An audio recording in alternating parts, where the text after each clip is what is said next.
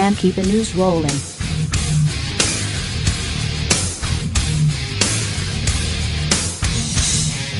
For more news, visit youtube.com/pigmind5.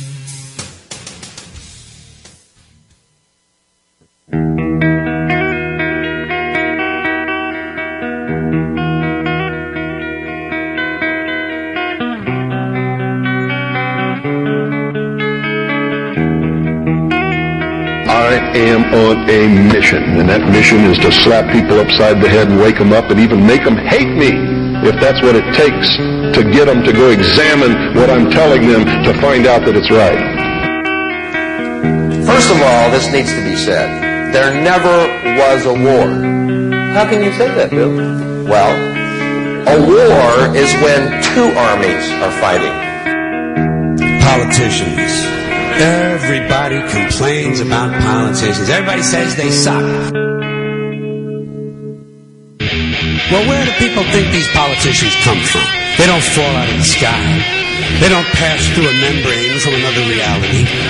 They come from American parents and American families, American homes, American schools, American churches, American businesses, and American universities, and they're elected by American citizens. This is the best we can do, folks. This is what we have to offer. It's what our system produces. Garbage in, garbage out. You know, and all these hidden agendas and just brainwashing and bizarre belief systems that are being thrown at us, you know, when they should all leave. Not only the good ones and the bad ones, they should all just leave and leave us alone.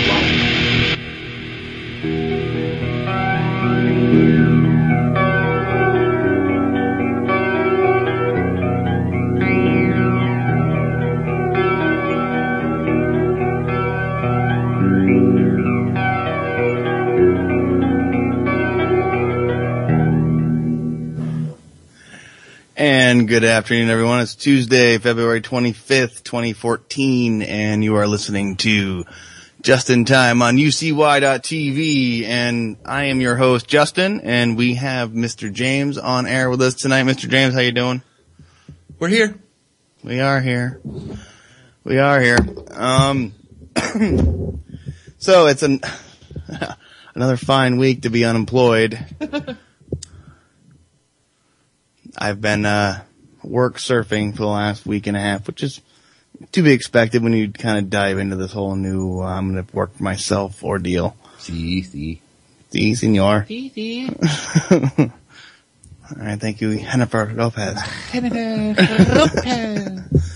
So, yeah, it's been interesting, and it's kind of a little stressful, but we work through this stuff, plow through. We can only bite off as much as we can chew, I'd like to think. So I can chew this because I bit it off already. So that's my logic. I'm going with that. And we are here live. So we have open phones, I'm pretty sure. So if anyone wants to call in, 718-717-8296, you can call in and we will talk. So, Mr. James. Mr. Justyn. How is your evening going tonight? How was your day today? How's Tuesday? I know it's not as bad as Monday, but Tuesday is. I don't know. It's the same thing every day. It doesn't really matter if it's Sunday, Wednesday, Friday. It's all shit, man. It's just all just dealing with people. There's just too many people, and I get frustrated dealing with lack of intelligence. That's putting it mildly. The lack of critical thinking. No. Critical thinking? I know very few people that use their critical thinking tools, so I don't know. Everybody's just waiting to be spoon-fed the next piece of disaster news so that they can freak out about something and, or be completely oblivious, one of the two. Of course, completely, head in the sand, up their ass, like, life is grand, let me go make some money, okay. Pay my bills. Processed GMO foods. And wondering, bitch, why my kids are fat. Oh, I don't know. Oh, let's let them watch freaking, Friday the 13th 100 times. They'll be fine. They'll be well adjusted. But wonder why they have nightmare problems. Have to see counselors at age 7. Yeah, exactly. Well, or those little kids that murder people. There's I read not that long ago. It's like a 7 or 8-year-old kid that pulled out a gun and shot another kid. It's like fighting over a Tonka truck. Like, for real, dude? Like, well, there's parents out there that you know, I'm not against video games, but there are parents out there like have 8-year-olds playing these really super violent video games. I played online with one. It really freaked me out, dude. And he was better than you, too. And he was, yeah, he was. That's what really the kid was completely not talking shit at all. He just knew what he was doing. He was hand-eye video game coordinated. Like, he was there. Yeah, that's a drone pilot of the future. So I guess, and when it comes to the super young and the ignorance of the parents, and then if you're going to let them play Call of Duty or, Grand Theft Auto, well, you bred yourself a car thief. Well, that's, okay. Part of the reason we are in some of the predicaments that we are in as a society I'm blaming parents, like my parents' generation, that, the tail end of, or I guess, I don't know, are they tail end of the baby boomers? I don't know. Baby boomers are fucked up sometimes. Not all of them, but they were raised all fucked up. So you're like late 50s, early 60s when your parents were born? My parents were born in the early 50s, so. Early 50s. Yeah. I don't know, but that's, He blaming the hippies. Yeah. Yeah. In a lot of ways, my parents weren't hippies, like that hippie. Like what seems like every third person up here is some old retired hippie. But, I blame those people because they had a whole lot of momentum. They had really just causes to stand up for, and they didn't have this whole they dropped the grid to deal with. This whole surveillance grid. Yeah, maybe. So, and that's just my personal theory. Go ahead and refute it, but that's my theory is that why, and then that translates into, okay, so they screwed up their kids, and then these kids, because the mid 80s was like the big boom of divorce and all the other weird shit that went on in the late 70s, early 80s, like all the coke heads that were having problems. And then their kids started having kids early, so, now you got these generations that are that should be friends almost instead of parents and, children relationships. They're more like friends. So it's I don't know. Like when I used to work at the bar not that far from here, there was a mother-daughter tandem that would come to the bar. And, being the bouncer, you have to check IDs. You check the IDs. She's 32 or, 40. She was just barely old enough to have a daughter old enough to drink. But mother-daughter tandem working the bar. That's so that's my personal theory. You saying that the entertainment industry has made the ideal of respect and clothe yourselves and your mom is not your friend, your mom is your mom. Like how I've seen plenty of people have the same problem. Like, well, I brought this problem to my mom, and well, your mom's your best friend to a certain extent. Like, to the point to where it's weird if you guys have an actual mother-daughter altercation. Right. Or father-son, mother-son. Whatever, It's the same issue. Yeah. To a certain extent. I still do I'm not your child, as much as you think I am anymore, kind of thing. But I think we all have to live with that to a certain extent throughout our days, as long as our parents are alive, because I will be your mother no matter how old you are. I don't know how many times I've heard that. Yeah. Well, what I tell her is okay, well, then if you still want to be my mom, come over here and do my dishes. All right? Because, when I was a kid, you did the dishes. So, are you going to come over here and do my laundry for me too? Please. Great. No. Oh, you're not, because you live 800 miles away. So, whatever. I don't, it's just, that's just, something that they dropped the ball with they got too comfortable. They got too comfortable. Well, I think they were just too caught up in their own selves, generations of me produce generations of damn it, it's me. It's just a progressively worse me. And, it's all despicable me. No, I just, I think, screwed up parents had screwed up kids, and then they screwed up their kids, which are coming of age now, and now we have generations of computer geeks, which, whatever, or phone, or computer addicts or tablet addicts. A new group of addicts is what I'm getting at. You can move that ashtray closer to you. I don't mind stretching. Gotta stretch out. Stretch out. Never know when you got to take off running. I want to be limber at all times. Exactly. Even in my sleep, like a cat. Yeah, she is actually sleeping. So, it's just whatever. It's no use to get worked up about it because there ain't a goddamn thing you or I are going to do about pretty much anything. So, except for what you can control personally, that's it. And I can control personally. And if those happen to coincide, then sweet, we'll work together. But if not, the connection's got to be made like between you and your neighbor, not you and that person 2 states over. That like you and your internet boyfriend on Half-Life or whatever they are. I don't know, social games. Yeah. Even Facebook does that shit. People have like Facebook people that like I don't know.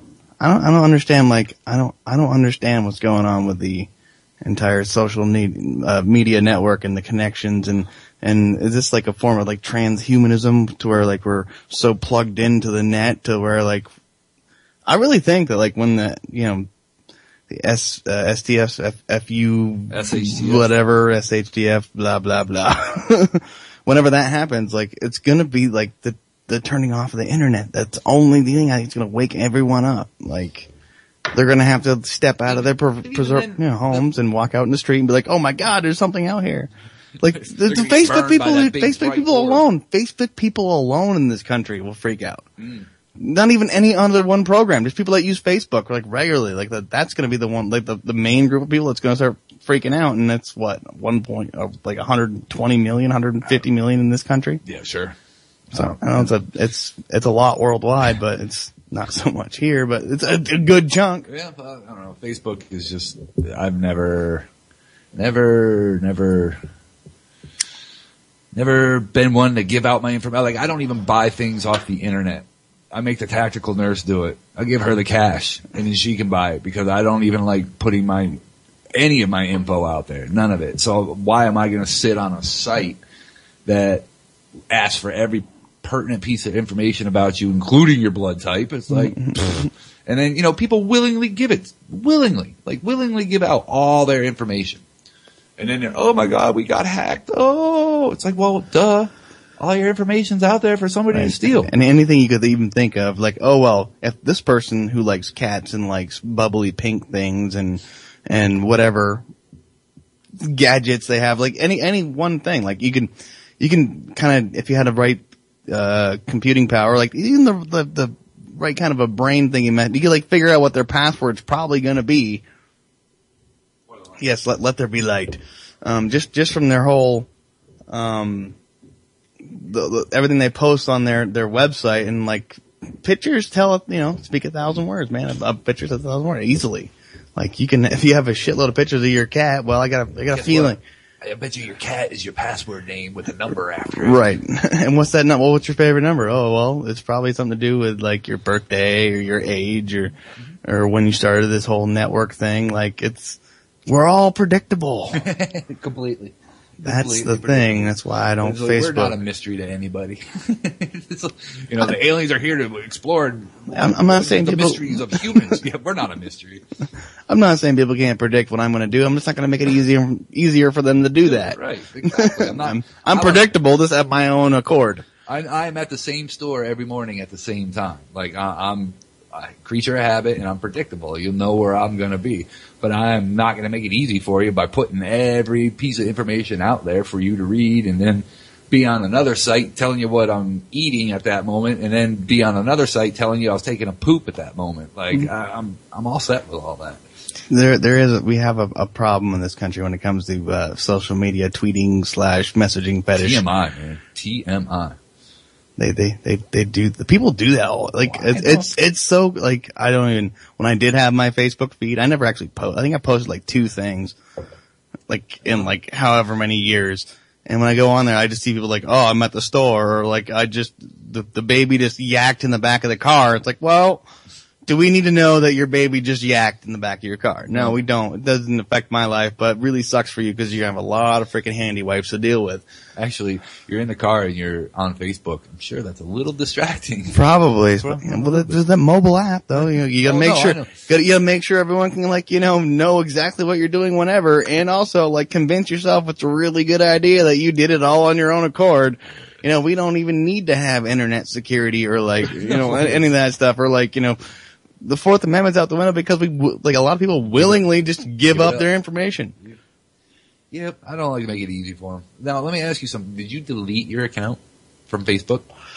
No, I just stopped using it. So it's dormant. I just disabled it. So because I've heard takes almost an act of God to get your Facebook account deleted. There was a whole list of stuff to do. Yeah. You could just disable it and you wouldn't receive any emails or no one could post on your page or whatever. Or you could go through this whole battle to get it deleted. And I'm I could just disable it. Now why that makes me wonder, why is it so hard to delete? I mean, it's not that hard to delete an email. It's not that hard to delete a text. Why is it that hard to, delete? It's not even that hard to, if you signed up for, you were at some store and they were like, oh, do you want to sign up for our email, newsletter or, whatever. Yeah, okay, sure, whatever. And you say unsubscribe. Yeah, you just hit unsubscribe and it says you will no longer receive emails from blah, blah, blah. But Facebook, they don't let you go. It's like a cult. It's like they don't let you go. You have to get deprogrammed to get out of Facebook. It's absolutely asinine. Well, then we should start our own little, self-help clinics there and have a group. I bet you we could make bazillions of dollars off of that. Just to get get people unhooked from Facebook. There is a real world out here. Oh my God. You can still use your phone for other things like making a phone call. It's nuts. Well, hey man, if the Patriot Nurse can get out there and make millions of dollars or thousands of dollars off of putting out information that anybody can read on the online course or take a free American Red Cross CPR course and learn the same shit and she's charging hundreds of dollars for it, then we can make a site deprogramming people or make a business out of deprogramming people from Facebook. So I'm fair game, so we just need a good program for the website and find a facility to put them in, helmets and get the rubber bats. No, we'll do what? You know what we'll do? We'll go buy all the old American Gladiator stuff, and you got to get through the gauntlet. Just the whole obstacle course. Made them go right through the obstacle course. Yeah, that sounds like ball shooter and everything. Yeah, I always wanted to operate one of those shooters, man. I watched a lot of American Gladiators growing up. I think the only channel that came in was USA Network. So you were watching a lot of American Gladiators. And Law and Order, L.A. Law is what they used to do. Murder, She Wrote. and WWF wrestling. Yeah, that was my grandma's house, yeah. Oh, man, that's funny. Yeah, she had basic TV, which redefines basic nowadays. Basic starts with 100-something channels. Basic back then was the antenna is kind of pointing the right direction. Kind of. We might be able to get channel 33. You remember the old boxes that would sit on top of your TV for the old satellite dish or the old aerial antenna, and you could turn it. And the dial, yeah. And it would turn the antenna. And you could hear it clicking and ripping shingles off of your roof. And, we had one of those. A buddy of mine had one of those when I moved out of my parents' house. That thing was horrendous. It's funny, but it was horrendous. And then cable came, and I became a TV junkie for many years. Well, then cable merged with the internet, and then we have the same problem we have now. You know what's really funny? You know what's funny about the internet for me? I knew about it in the tail end of my high school. Graduated in '94, but then I went off grid for almost 4 years. Traveled the country. I didn't have a phone. I barely even used a pay phone. And I was not there for that first initial catch the internet wave. And then then later on got into it, but it was just I don't know, and people were all doing chat rooms at those times, the chat rooms were huge back then. You had to have your little avatar and all that. It was just I never really got into it on that level. It was great for trying to find information. Well, except for when there was dial-up, You wait, 10 minutes, go make a sandwich, come back, and maybe your page loaded. But Well, it's still making weird honky noises on your phone, yeah. And what's that all about? The devil is talking to me. Are we listening to the Carpenters? Is yours set on reverse? Okay, that's a problem. That's a problem. Yeah, I know, man. It's just to see from like where we were at in 1996 when it came to the internet compared to even 2006. Mm-hmm. Not even now, which is almost 10 years later. Mm-hmm. It's a kind of a sad state of affairs. Like, so what's the next step? Well, I don't know. It's like you said, we're going to be plugged into something. You're going to plug your phone directly into your head or something. You'll get a, some sort of mnemonic style. Yeah, exactly. A little USB drive in your neck, and you'll be all set. You'll be hardwired in. Click in. Yeah. We can all mine bitcoins on this digital mine online, and we'll just plug in. We miners for a day, and we'll work for bitcoins. That sounds good to me. Sure. Why not? Yeah. All right. Do I have to leave my house? No. Perfect. But if you did leave your house, you'd be a little blinking red light on some screen somewhere. Well, there's always that fun factor of them knowing where I am at all times. They pretty much do now if they really wanted to with your... Well, yeah, my smartphone. Your mobile tracking devices, you like to call them. Yeah, well, that's what they are. MTDs. Yeah. Mm-hmm. Oh, I know. Even if you don't hit the old, locations okay button. Yeah, they still know. They know. Oh, yeah. How else when I have everything turned off, I just pop up the Google News, and it pops up a whole section about my local area. I'm like, oh well, how do you know where I'm at? What if I was in Boston right now? What if I wanted to know what's going on in downtown Boston? What if I'm stuck in a cab going God damn it. We could be going faster on foot, but I refuse to get out of this car because I'm paying for it. When it comes to taxi, I don't know. I don't even know, dude. Yeah, but, I don't know. I just read a line and I want to Jack said, even if you've never Facebooked, it knows you, and that's true because people tag your picture. People tag your picture. I'm all over my mom's Facebook, my daughter's Facebook. Well, I think I have a picture or two on there, but that's the thing is I'm on it even though I'm not on it, and it's. At least you choose not to participate in the problem. I'm not actively participating, but yet I'm still on there, and that's a damn shame. And I could yell and scream at every person that I know that has a Facebook account, has a picture at me, and have them take it down and blah, blah, blah, but it's just not worth my time. I mean, they already know about me anyways. I have a record. They know me. So. Stubborn free thinker, you. Oh, damn you stubborn free thinkers.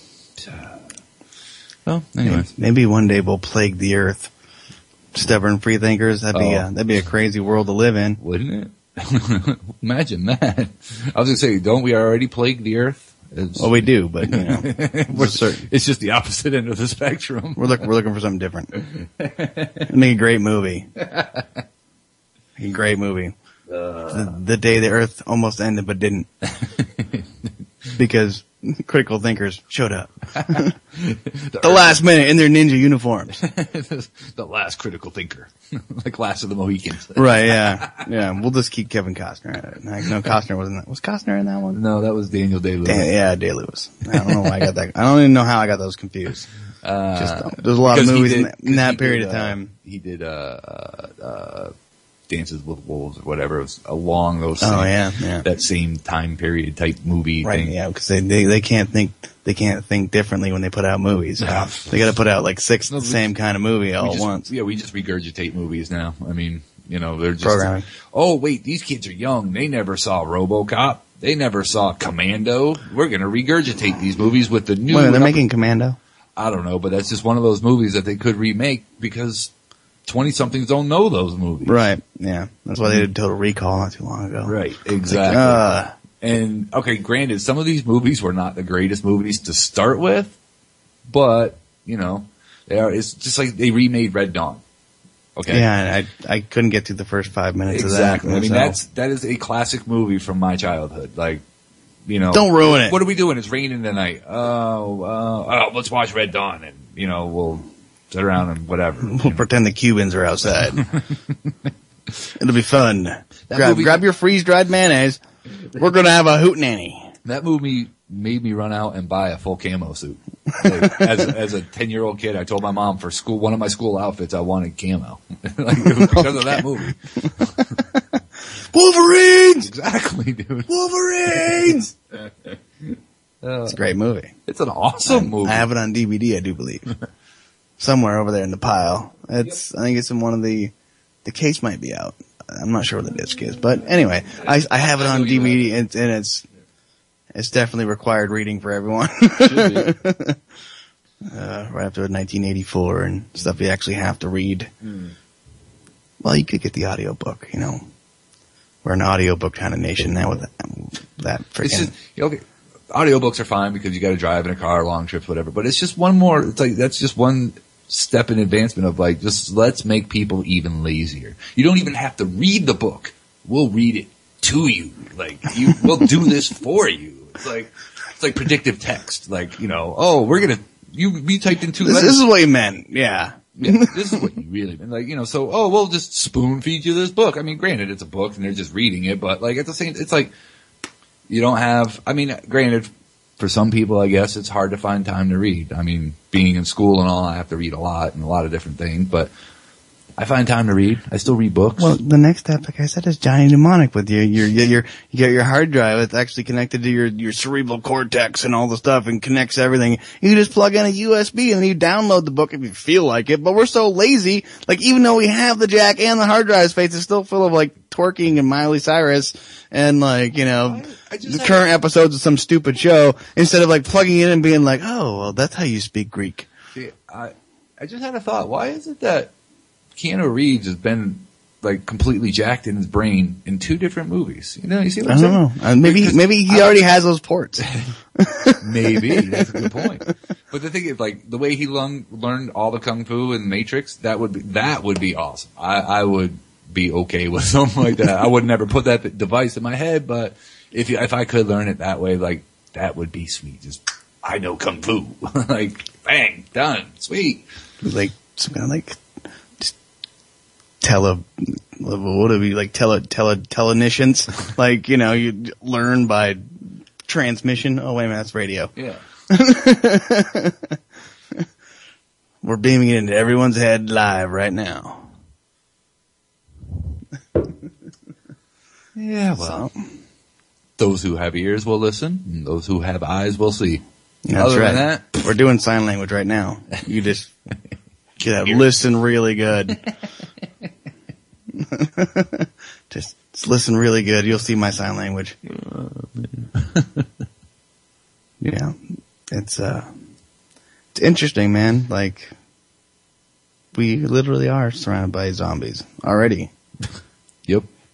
It's like it's like they say when like a bomb goes off or someone like gets infected with something really bad, like they just don't know they're dead yet. Mm-hmm. They're zombies that just don't know they're dead yet. And I'm speaking like figuratively. They just don't realize that they have no clue and they're not going to be of any help. And when it comes right down to it, they're going to run. They're going to run to those chain link fences and like, let me in. Yep. Let me in. Yep. They're going to promise free food, clean water, and protection, and people will sign right up and just sign right here for no more freedom. Oh wait. Oh, and now we own you, and you have absolutely no rights. You are now an official slave, not just like you got your job. Well, you got your duties around here. Your duties are this and that and that and this. You said duty. You're gonna be sweeping the floor at like 6 to 9, or it's gonna be because there'll be so many people there. Like you gotta split the jobs up evenly, so it's like 3 hours a day or 2 hours a day. That's a good communist way. You gotta split it all up evenly, amongst everyone. Just share the load. The re-education is free. Oh man! But I just got a feeling that all these social networks like really have drawn out the humanity of humanity. Like I don't know, is internet bad at this point? Is it not being used as constructively as it probably should be? More than likely, no. But I would say the internet is like anything else. Anything. I don't care what drugs you do. I don't care how much you drink.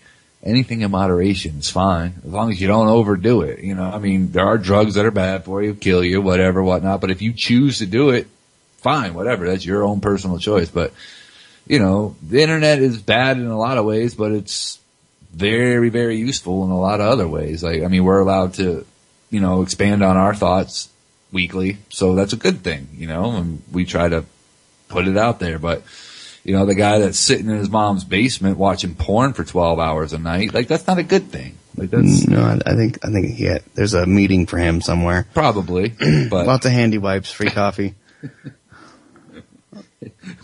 Probably starts with a 1-800 number, I'm sure. Will Edward Norton be there, or Meatloaf? He might be. Or Meatloaf.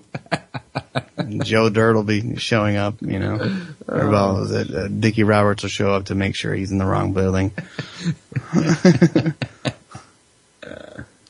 But yeah, like the internet is, I guess it's almost like used wisely now at this point. Use at your own risk. Well, yeah, there's that. Yeah. But, you know, I guess, I don't know, like, you can be easily swayed one way or the other, like, from your own viewpoints, just by, I'm all for freedom of speech and freedom of whatever, but, like, there's, you know, blatant lies, and there's that whole agenda behind why those lies are there. So I guess, use at your own risk. Because the next step is going to be jacked into your brain, and we're going to be walking around in some kind of digital mall, bumping into each other, plugged into the back of our ear, you know. Mm-hmm. That's I don't know, and then man. the step after that's going to be like, oh, well, altered reality. Like, we don't even know that we're not real. Like, how do we know that hasn't even happened? Well, I mean, just like the Matrix. I mean, we talk about the Matrix. I talk about the Matrix a lot because I fully bought into that premise of, like, we could be living that world right now. And we have no clue. You know, like Morpheus says, it's like, you believe it to be 1999 when it's actually 2099 and, you know, blah, blah, blah. And, you know, what do you say? It is like the human brain couldn't process what was going on, so they built this construct, and there it is. Insert. Exactly. We're heat and energy for the robots.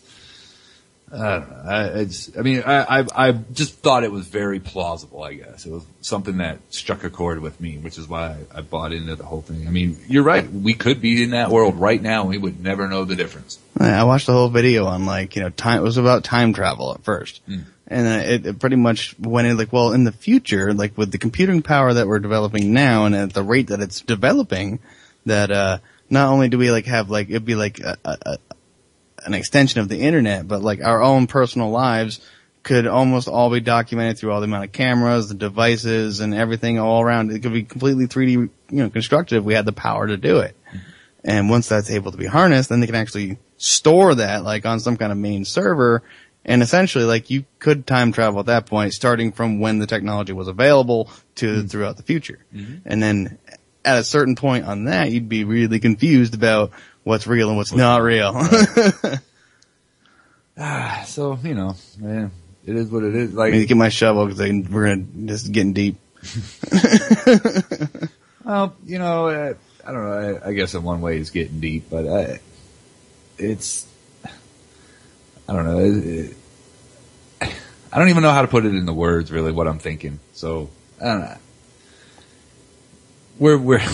We've said it 100 times, and I don't know how many more times we'll say it, but we're screwed. And there's nothing the next guy can do about it except for your own person. Well, it's more, yeah, exactly. Take care of your own shit, take care of your own family, take care of yourself. It's all we really got. And we don't even know how deep this whole thing really goes. Exactly. We'll never know. They only let us know what they want us to know. So we could be in the middle of the Matrix right now. It could be. You know, damn, where is that dude so I can get the pill to get the hell out of here? I think you have to fall asleep on your keyboard a bunch of times in a movie in the middle of LA in the 90s. I think that's the only way you can do it. Yeah. Damn. I'll start with that. Okay. And look like Keanu Reeves, so you're gonna have to shave. Dude, no way. Something's amiss at the Circle K, bro. George Carlin was awesome in that movie, by the way. It was George Carlin was in that movie. Yeah, George Carlin was, I can't remember the guy's name there. There's an R though. Bill and Ted's Excellent Adventure. It's a good movie. I liked it anyway. I don't know. I thought it was funny. Well, Wild Stallions. I prefer the old 80s style, early 90s style movies over the new ones anyway, because the new ones are just all explosions and special effects. And cuts, and it's... They didn't really have to work at anything at all. That's true. It's funny because speaking of that, it's like we watched that movie today in my class, and it was from 1954. It was on the waterfront. It had Brando in it, and a couple other people, but like those guys actually had to act. Like, the last couple Transformer movies, or the last couple Spider-Man movies, or the last couple X-Men movies, these guys really acting. It's mostly CGI. It's not really. I mean, they can make movies like 300, where there's 10 actors in the whole movie, and everyone else is digitally rendered. Like, well, what the hell do we need actors for? And why the hell do we need to pay them bazillions of dollars to, Brad Pitt's not that good of an actor. I'm sorry. He's just not that good of an actor. No. Yeah. Really? I didn't notice. I hold him right up there with and all the only the other movie really good Jolie actors. was ever good in was Hackers. So,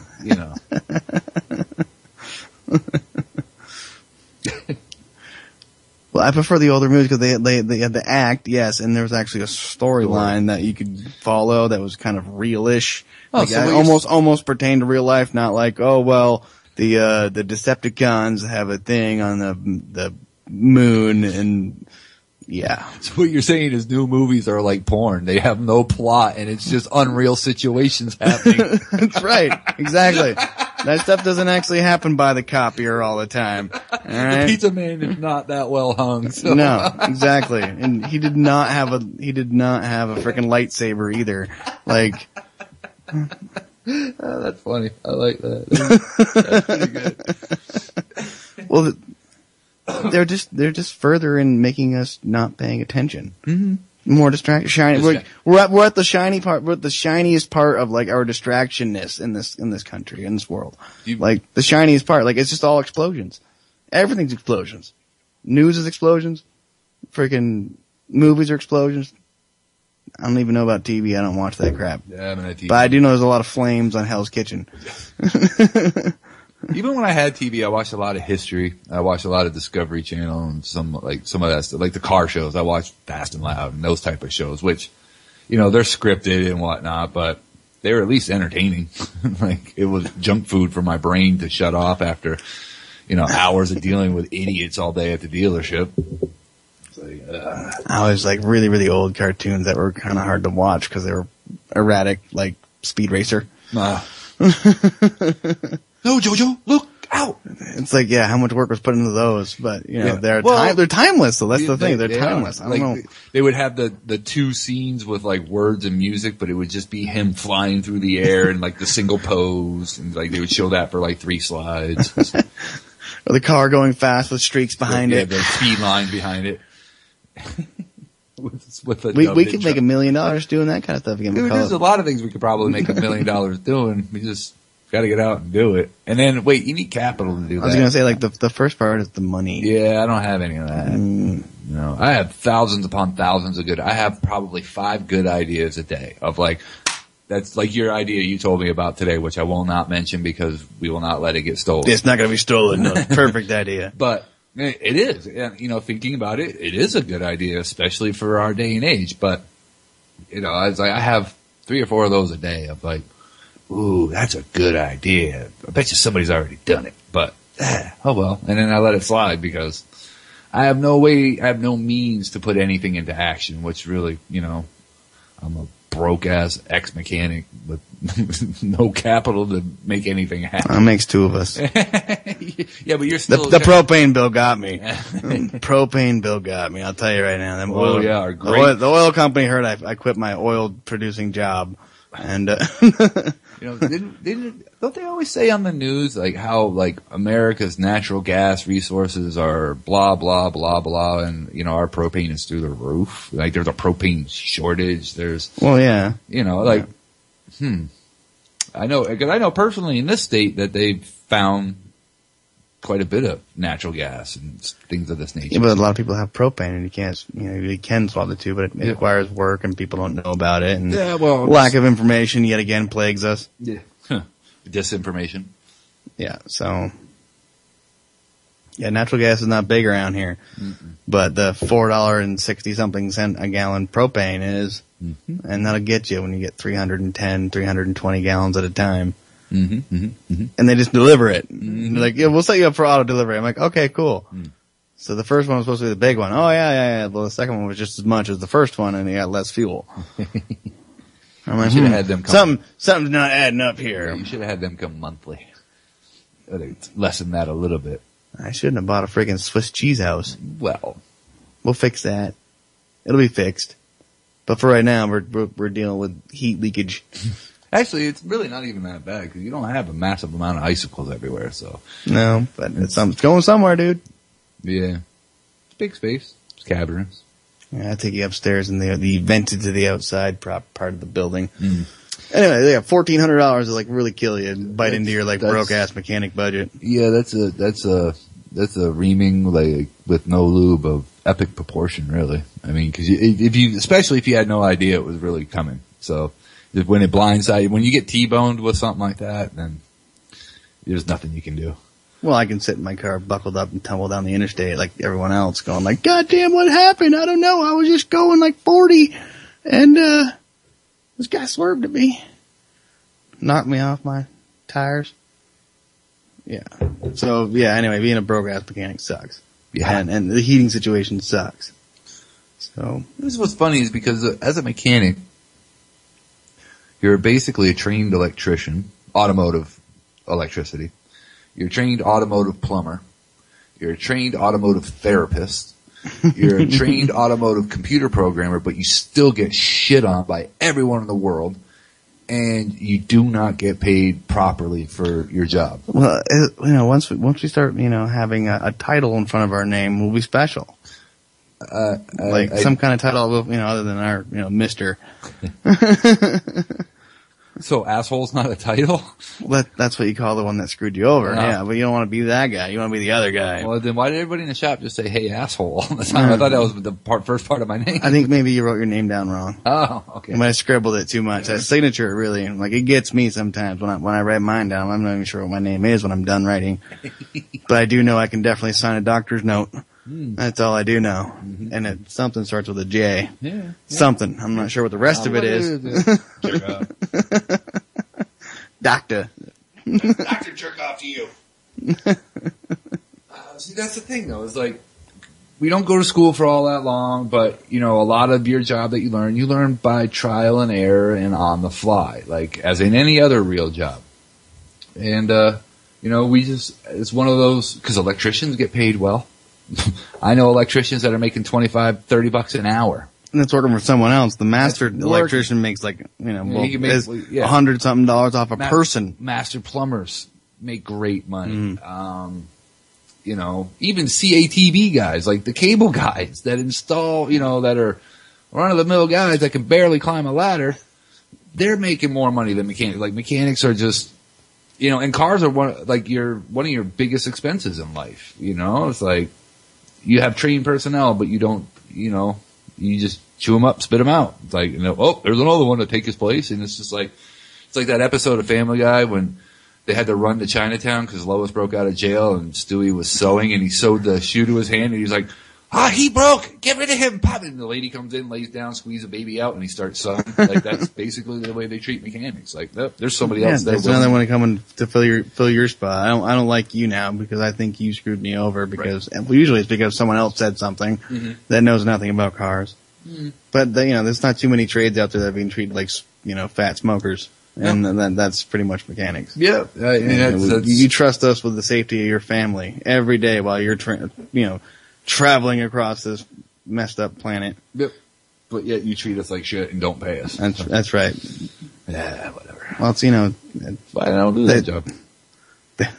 I guess if we fix their car a lot more after they wrecked it, they might like us. But if you fix their car so they don't have a wreck from a failure of the vehicle, they'll never notice the problem. Right. Exactly. That's the thing is, so we'll just add that to the stuff about mechanics is they're magicians too, because they can make shit happen without you ever knowing, and you'll never know. That's right. You could have got that ticket, but no, we put a light bulb in. Yeah. We just charged you for it. You didn't notice because you never read your bills. Right. Oh, fix my car costs $173. Yep. Oil change and a couple things. Okay, cool. Yep. Done. Yep. Never know that, we put a ball joint in that was going to save you because it was falling out. Mm-hmm. Don't do that often, but there are some people that, you do have to, they have the money and you do have to protect them from themselves. Yeah. Well, I don't know. It's just like anything else. People will cheap out on it if they can, It's like, oh no, I don't want that part. I want the part. Like that was one thing that always bothered me about service writers. Okay, well we can go on this level, or we can go this level, or we can go top of the line and go on this level. And right. And what is every person in the world going to choose?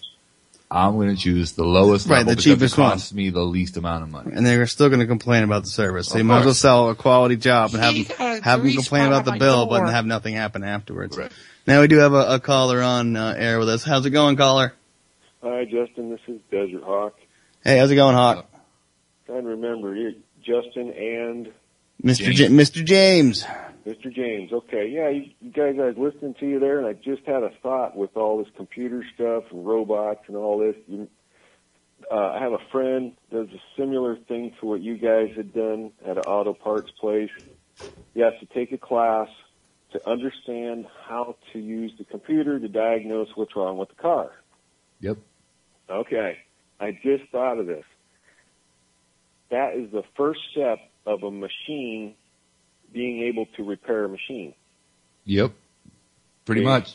I mean, I might be a little slow, but it just clicked. I was like, wait a minute. The only thing that's missing is a computer. Well, I won't give them too many ideas, but I think you know where I'm going. Well, I'll tell you. So in the dealership I used to work in, they're always coming out with a newer and better this, that, and the other thing. But one of the things we used to have to do was we would have to plug the laptop in, hit a couple of keystrokes, and then walk away for 45 minutes while it completely rewrote the computer program that was in your car. It would rewrite, like, if there was transmission issues, it would rewrite those, or engine management. But you're right. It's one computer fixing another computer, and it's all plugged into the wall, plugged into the internet, plugged into the car, and you're not touching anything. You're just kind of there to help facilitate the process. You're exactly right.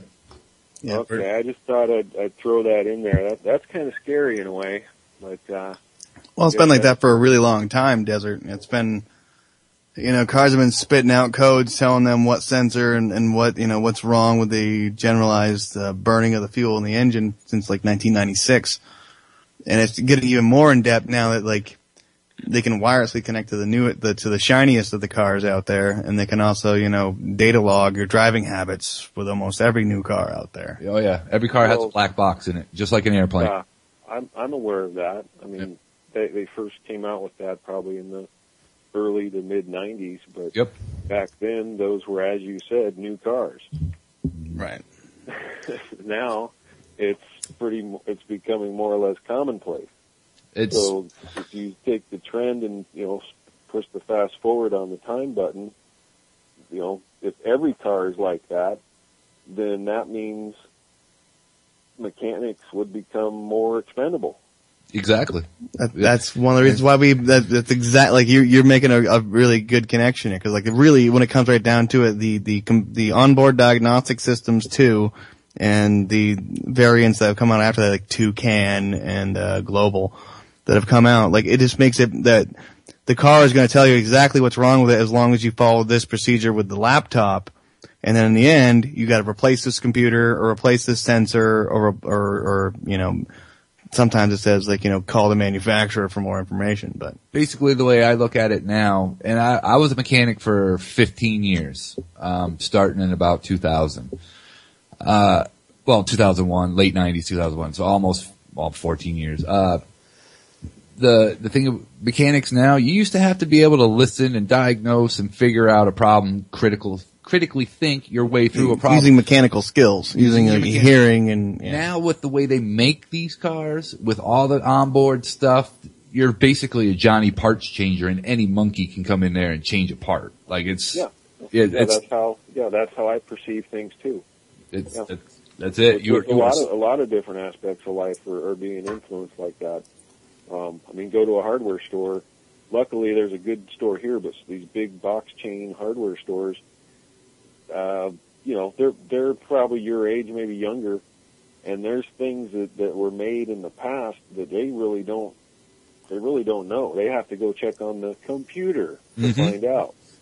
Exactly. I know what you're saying. I'm going to jump off. All right, Hawk, man. Thanks, Hawk. Yep. Bye. Yeah, the thing is, like even newer technicians that just graduate will say the fresh new crop of fresh young minds and fresh faces coming out of the tech school here, down where you graduated from, almost graduated from. Almost. Those guys, they've never even seen a carburetor. Like, when I first started working on cars. Well, they did. It's in a display at a museum on the way in of the classroom, yeah. It's like they've never even driven a car with a carburetor. They don't know what it's like to start a carbureted car when it's 10 below outside, And the other half of them don't know how to drive stick. There is that too. Like, it's hard to get a manual vehicle. I just, we're creating a society of dependent, lazy people. Like, it just have to be completely spoon-fed, and we'll make everything easy for you, and we'll take care of you because you're not bright enough to do it on your own. It's the higher, like what we do is the higher tech of the computerization of like society. Like, it's more automated now. Like, you just look at the auto factories that are left in this world, not even in this country, not even in this country, just in the world. Most of that work is done by a robot. Yep. Most of that work is done by like a real work. That's why, there's two reasons why we got junk vehicles that rust out real quick nowadays. Like, you'll still see a car from the 50s or the 40s out in the middle of the woods with a tree growing through the middle of it. And it will still be stronger you can kick that panel and hurt your foot before you dent it. But when it comes to the newer cars, like, it doesn't happen. So, like, the quality is way downhill when it comes to both materials, and then you got automated robotic, assembly lines. Mm-hmm. And you just need one dude. One dude can operate like 4 machines as long as they're set up properly around his work area. Well, they're all like CNC machines. They're all they're CNC style. So you go in, you hit a sequence, you hit enter, or start, I should say. You do that with all your machines, and then you got the big control box, you hit go, and everything starts doing it, and then the next 2 cars come down the line, and I've watched a lot of... The craziest part of your job was like unjamming the line.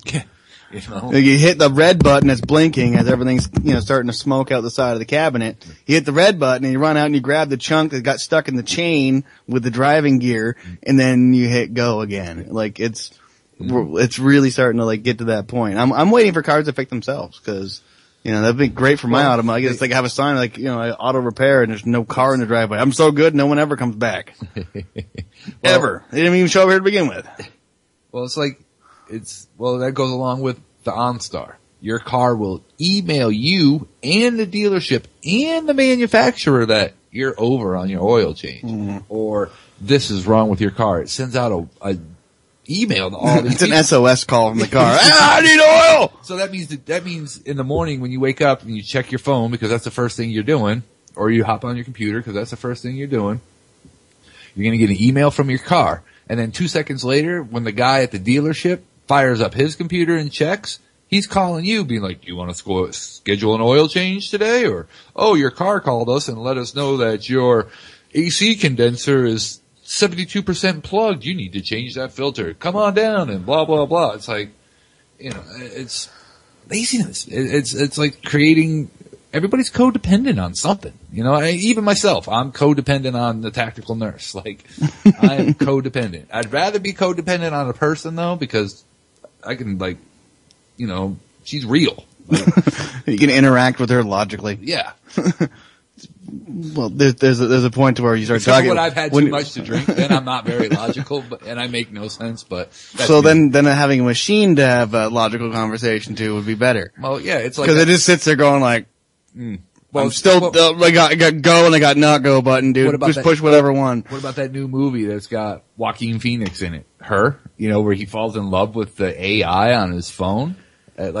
I didn't see anything about that. But, oh, you haven't? No. Oh, yeah, there's a movie out where this guy falls in love with the AI on his phone. So, it's literally someone wrote a screenplay about some lonely, screwed up Joaquin Phoenix, falling in love with Siri on his iPod or iPhone or whatever. In essence, that's basically it. And because they were saying that in that movie, the phones there learned empathy and they learned emotion, and so it's through a machine. They couldn't.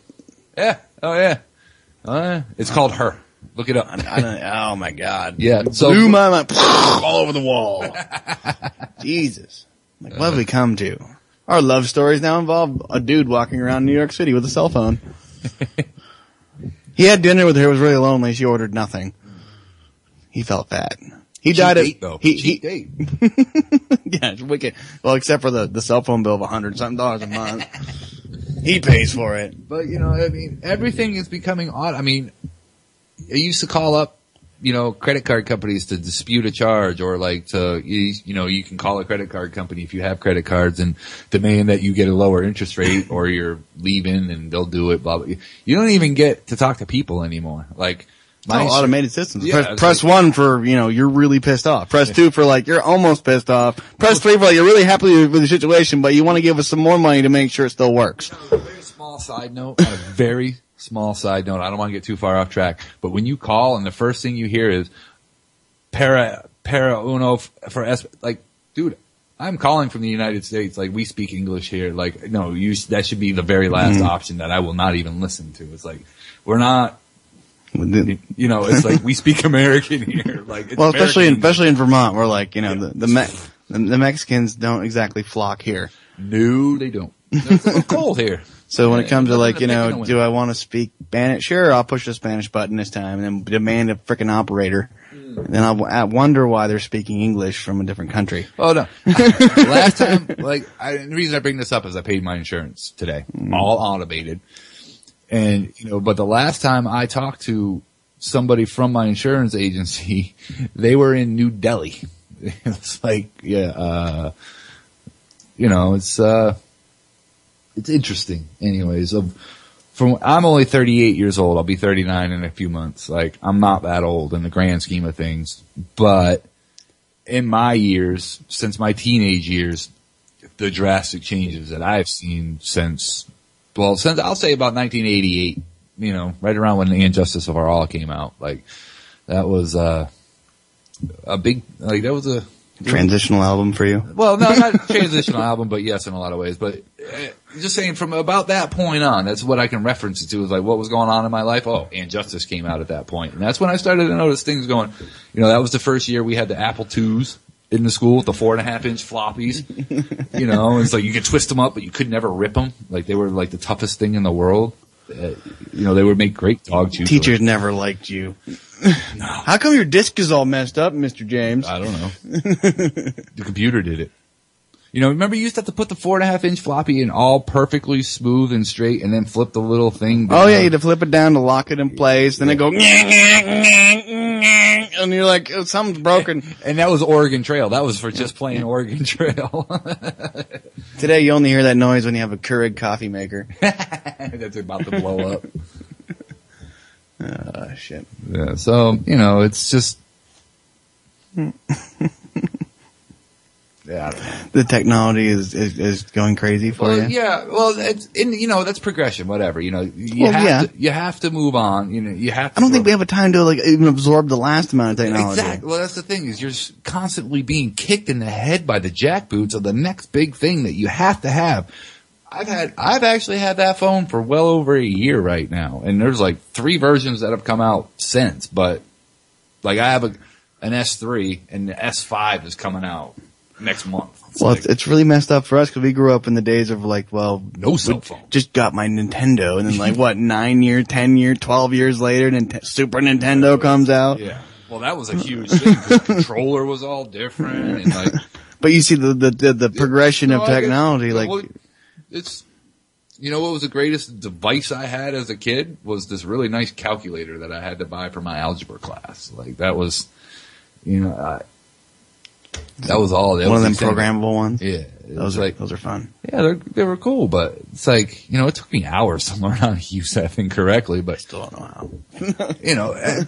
My point being, it's like, okay, it's going to happen. It's inevitable that you're going to progress as society, blah, blah, blah. The newest and greatest thing is going to come out, blah, blah, blah. Okay, that's fine, but give us some time to breathe in between times. And what point do you get to the point where, okay, enough is enough? Like, do we really need that? Like, do I need that? Do you need that? Does she need that? Like, no, you don't need it, but they make you want it. And that's like, as the tool dealers call them, those guys that go for the flashy new tool that no one has, they're called crows. Because they're attracted to the flashy, shiny thing. So, it's like, to me, that's what a lot of people are with their technology is they're crows. They're like in the middle of the road and they don't barely move. When the car comes barreling down the highway at 70, they hop off. I mean, it happened to me today. There was 2 crows eating a dead squirrel in the middle of the road. They literally hopped off 2 feet. Let me drive by and hop back.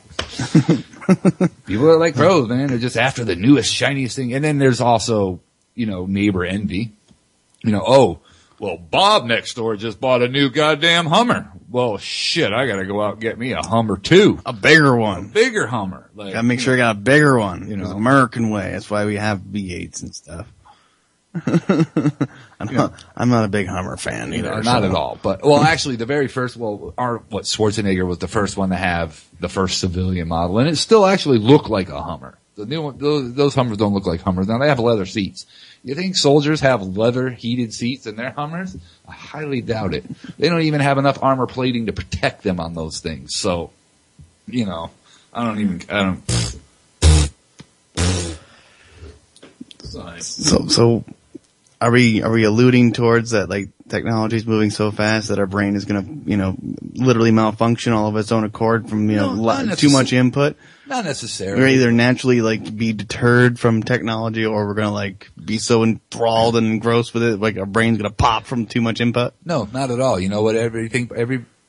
What people need to do is practice a little self-restraint and a little self-control and not buy into needing all of this shit all the time. You've had your phone, and I just use phones because that's what I'm seeing right in front. Okay, we'll take it a step further. We're using the netbook for, controlling the show here. You didn't run right out and buy the new HP Inspiron 1910 with 32 gigahertz of bullshit. You didn't need it. This works. You know what I'm saying? Right, yeah. That still fucking works. So you don't need to run out. Every port's filled, but it still does its job. That's it. What I'm saying is the things that and those things work. They work just fine because that was way more computer power. My phone is way better than the first computer that my parents bought for thousands of dollars many years ago in the mid 80s. That thing has. Well, our phone, just the crappiest phone from even the late 90s could probably power the frickin' space shuttle. Yeah, exactly. On that alone. They continually put this shit out, and we don't really need it. We don't really need it. Well, at the very least, they started making phones bigger. For a while, they were making them smaller. Yeah, well, you got, you got to be able to watch your movies while you're driving down the fucking highway. That's important. When I'm driving down the highways, I have to make sure I have that movie Cars on at all times to make sure I know what I'm doing. I don't even have any kids. I like the cartoon Cars. It's a great movie, actually. I've watched that movie 100 times. And I have kids, but it's awesome. I thought my daughters liked the movie about cars. I was fully behind that. But my point being is, we don't really need this shit. We don't need. How many people? Let me just ask this: how many people actually use all the memory that they get on their phone, their computers, their tablets? Who really fills the memory, or the hard drive space? The hard drive space, the 32 or 64 gigs or whatever. Yeah, I don't know. I've owned a bunch of PlayStations. I can give you most of my a little bit behind the times, not much, but I've had a bunch of PlayStations, and I don't think I have ever downloaded enough or done enough on any one of them combined to equal the first amount. Right. On the first one. That's what I'm saying is it's just it's a giant shill game, and they just keep making you want the newer, greatest, bigger, shiniest thing. So, ooh, it's like that Temp Tales, the last Temp Tales, where his eyes get all big when he sees the big monster truck. Big monster truck, yeah. Ooh, like people just get hypnotized by it, and they feel that they need this shit. And it's like, you know, we're a society of materialism, a society of commercialism, and a society of just being duped, willingly being duped. To throw our money at whatever. Yeah, like, oh, I gotta have that.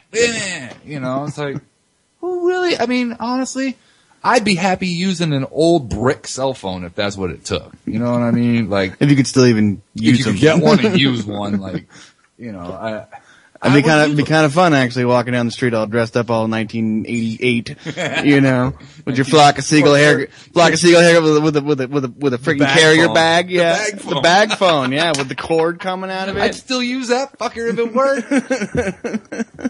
But you know, I mean, we're forced. We're forced to use this stuff. It's like, because it's like we mentioned before on the show. Who can get by without a cell phone?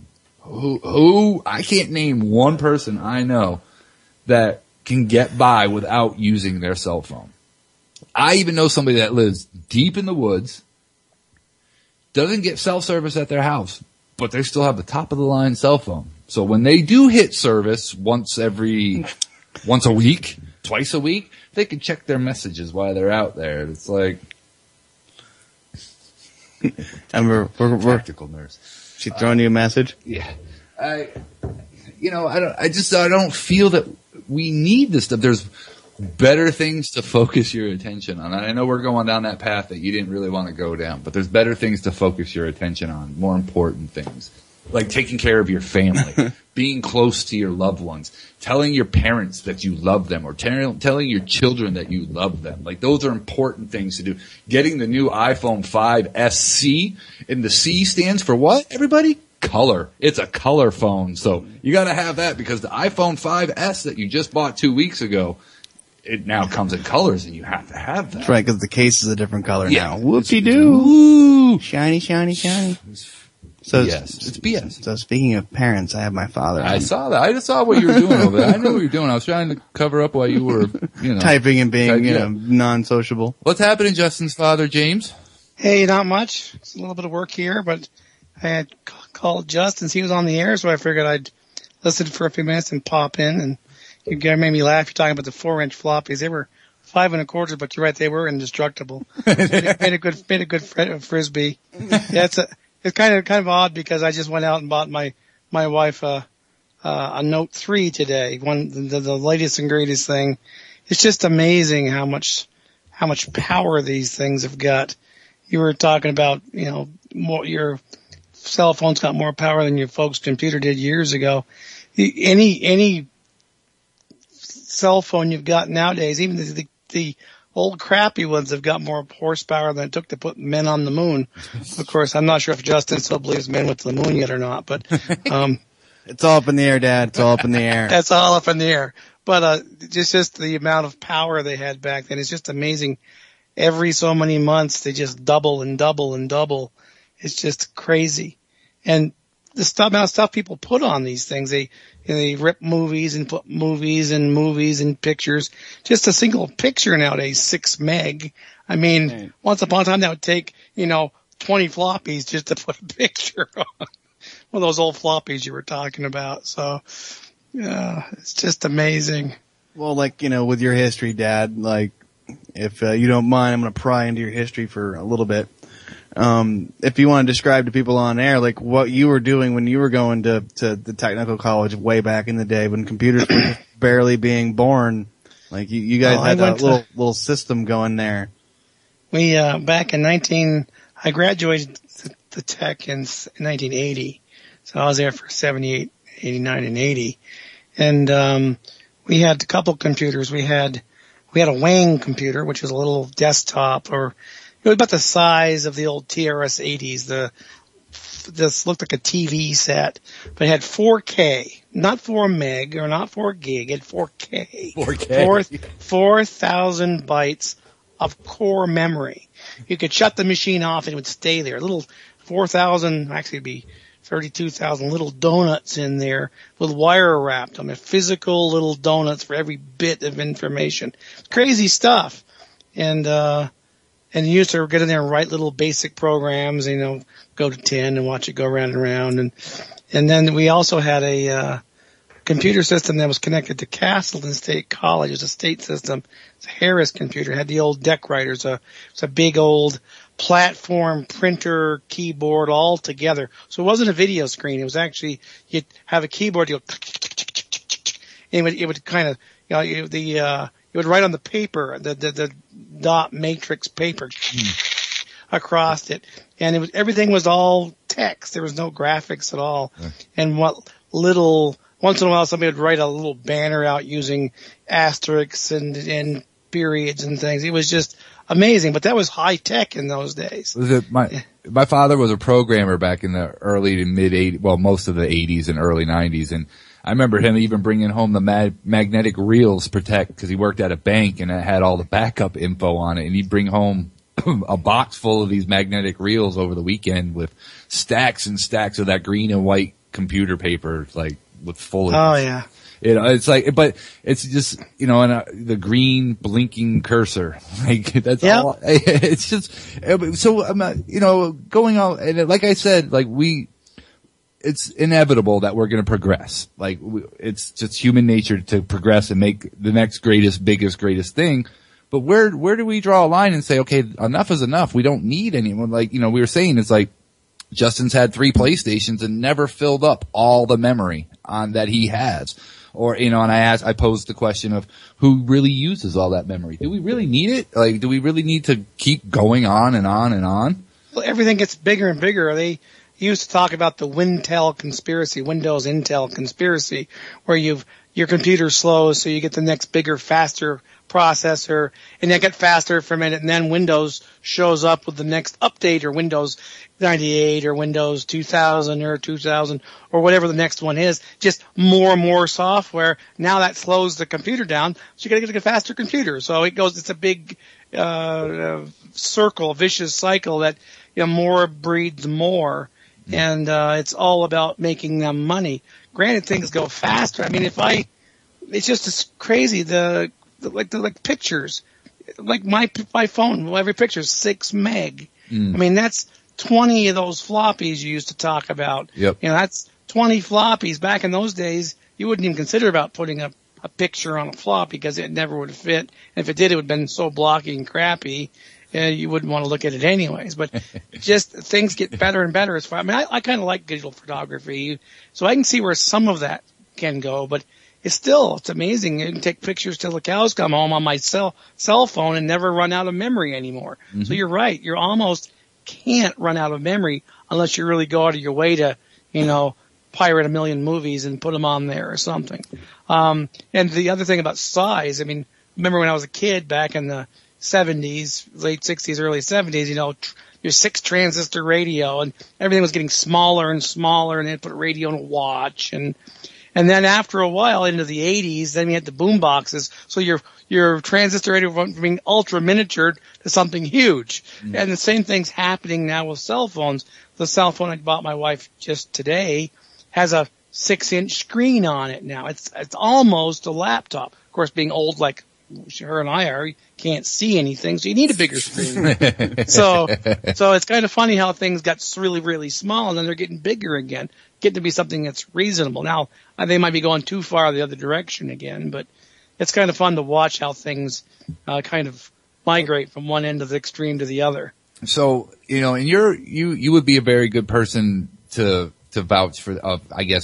'Cause my dad's talked about it too, like the cyclical nature of these type of things that he's seen in technology. 'Cause my dad, he's been there since not the dawn of the computer age, but he's been around, he's messed with computers since the mid 70s. And it's just, we've talked about it before. It's just like you just said, things got really small, then they got really big, and now they got really small, and now they're getting bigger again. It's like, it's expansion and contraction over and over and over again. The next step of small is going to be like I said, implanted in your eyeball. Implants are the next step of small. Well, they already have Google Glass, and that's the first step. I bet you anything they could probably put what they need to on a contact lens. It's a gateway drug. They could probably put everything they need to on a contact lens, and you could have internet right on your eyeballs. Well, they've already talked about it in the military. They've already talked about that with that they're like, I don't even know what they call it, but it's like a tactical contact lens that gives them information from the drones above. Like, I'm not sure if it's still only on paper or not, but the idea has been thrown out there in the media. If we've heard about it, it's in development. Like, we don't hear about it. It was in a movie in development. Yeah, exactly. I mean, if we hear about it, it's in development somewhere. Somebody. Popular Science this month has the nano drones on their insect drones on their cover. I haven't read it yet, but I suspect they're going to say that here it is, man. Here's the next best thing. You see some of these far out sci-fi where they have the little drone that's being flown around. It's just a housefly that really is a mechanical unit, and I think we're going to be there. If we're not there already, it's coming out of science fiction and being real. So surveillance is going to get that much deeper. It's just technically based. I mean, I'm not paranoid about that. I'm just saying that it's becoming technically doable. Right. And if they can do it, they will. So, because somebody somewhere is going to want to spend the money on it because no one else has it. And they'll find a way to convince everyone it's a good idea. Yeah. Well, it's like when CD players came out, like single disc CD players. You remember when those came out? I used to have one duct taped to my duct taped to my freaking car. They were as big as the mixer on the desk. The original ones? Oh yeah, those were huge. Well, in the movie The Wedding Singer, where he's like, "Oh, this is a CD player," you know, it's like the thing was as big as it was bigger than a VCR, bigger than the record player they were using. Yeah. Well, but then again, if you look back in time, I don't know if you guys remember the original Planet of the Apes, but yes. not the 2 or 3 versions they made sense, but the original ones. I think it was the second one where the fellow crashed and Charlton Heston goes back and gets his disc out of the sinking ship, you know, and it's a compact disc, and that was back in, what was it, that was in the 70s, or very, very early 80s. I think it was 70s, yeah. That was 77, 78, I think, somewhere in that region. And that was really far out there, man, but it wasn't that many years before it actually happened. So if you can dream it, it's going to happen. I know when I was in college, they were saying, well, someday, way in the future, they're going to have these computers shrunk down to the size of a notebook. And sure enough, they did it. I mean, they're even called notebooks. Yeah, they're even called notebooks, but that's what they were saying. They were joking about how it fit the size of a notebook. And that was back when I was in college, 70, 78, 79 time frame. And they were thinking that was just far out there. They figured it'd be 50 years in the future. Well, it might be 30, but still, it's on its way. I don't know. I'm still waiting for Mr. Fusion. Yeah, well, Mr. Fusion would be really, really cool, but I think it'll be Mr. Thorium instead. But Mr. Fusion, that'd be kind of fun.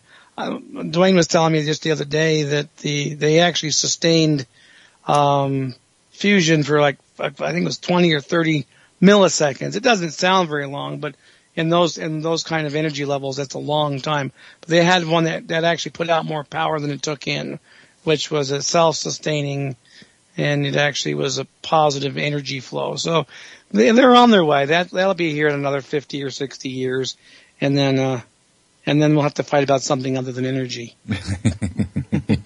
They'll beat something. It'll be food, water, and toilet paper at that point. Yeah, the funny part is if you have unlimited energy, unlimited electricity or energy, a lot of that stuff becomes, at that point, not too cheap to meter, as they used to call it, about regular electricity, but you can make fresh water. You can make a lot of things happen if you got real energy. It doesn't cost you huge amounts of money energy. You can make water, you can make lots of food, you can make fuel. So you can put people in a lot of places that you wouldn't have normally put them now. Of course, when it breaks down, it all goes to hell in a handbasket. But then if that became the point where you didn't have to worry about, heat, food, shelter, then what do you argue about? I mean, something even more silly than the basics. China's got more devices than we do. Religion or who has the best PlayStation, Probably a little bit of both. I'm sure by that point, Dad, it's going to be melded together where religion is your device. It's pretty much. We're well on our way. Well, it kind of is. You look at how many people they're Mac people. You know, they're Mac people. They won't use, I was raised non-Mac. Anything but Mac, right, Dad? Simone just converted from Apple to Android today. So that's a learning experience, but she's so sick of the getting tied in and stuck to Apple, I mean, they're smart guys. They really are, but you pay for absolutely everything you look at or touch. I mean, it's just money all the way around. That's the driver of everything, basically. Well, to a point. I mean, there is. It's just a little on the greedy side. I feel that's all. No, it's a very good outlook there. Like, So its corporate outlook is greed. Bottom dollar, man. Every time you gotta make money off of everything. And everyone. Everything. No, you gotta make money off of everything at the expense of everyone else. Right. Yep. That's it. That's it right there. So, Mr. Old Man, you brought up thorium. Is there any new news in the thorium or alternative energy field that you've been checking out lately? Because I'm sure you have been.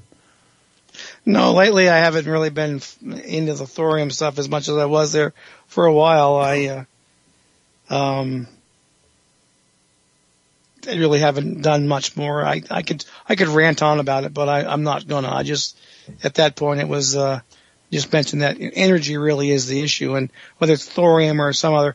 I did see on the news the other day that, they're actually licensing 2 new light water reactors in the U.S. I was surprised to see that Obama is behind it.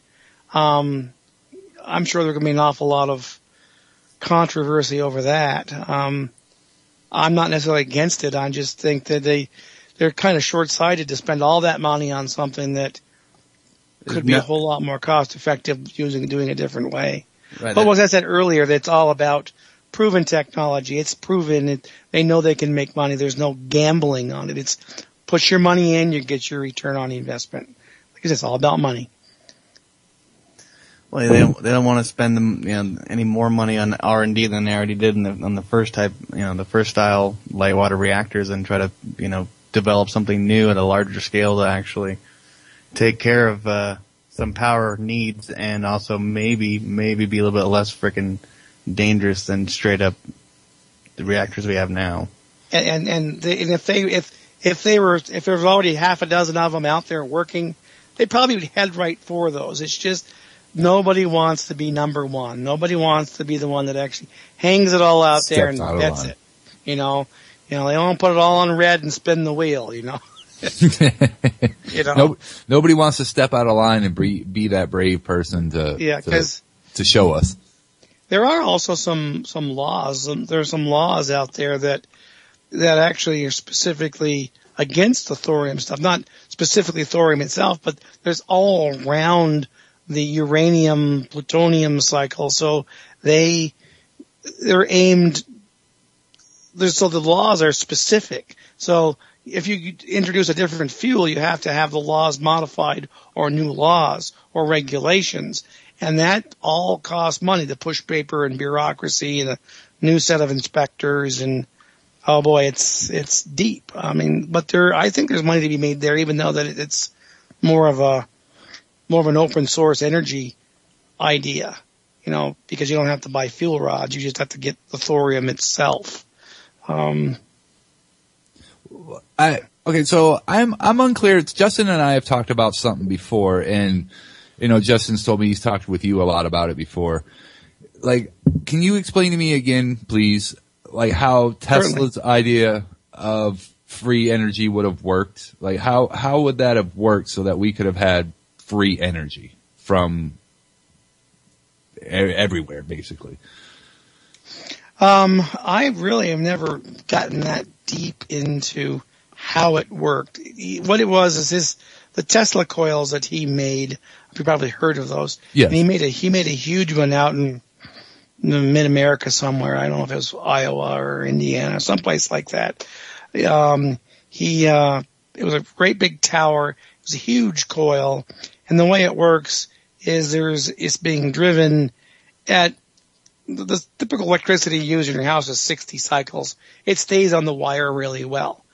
His electricity was running more to radio frequency. It was hundreds or thousands of kilohertz. So it was like AM radio. It would actually, I'm not sure if you've ever been near an old AM radio station, but they'll come in on anything, your toaster, your razor, your teeth. It just rattles everything. And the stuff that he was showing was more or less a big radio station, a multi-megawatt radio station. And I've never gotten that deep into how he was planning on getting the extra power. He may have just been burning fuel and running generators to get the fuel, to get the actual energy to run the Tesla coil itself, the delivery system. Right. So that's my understanding, is the Tesla coil is going to be used as a delivery system. Okay. But between you, me, and the fence post, I wouldn't want to live in a world where you had millions and billions of watts just floating around in the air. If you got enough power to turn a light bulb, you got enough power to hurt you. Yeah. Well, I've been to a couple of different museums of science in different parts of the country, and you go into those rooms where they have the big giant Tesla coils and they're snapping and crackling and lightning generators. Yeah. And it, just watching that inside of a building is, it's a little like, okay, I need to step back from this seat a little bit and go to the back of the room, just because it just inherently made me nervous. I'm not a big fan of electricity. I don't mess with electricity. People are trained for that. I'll pay you to do it. Come over and do it. Thank you. Most things about 14 volts DC, I'm not touching.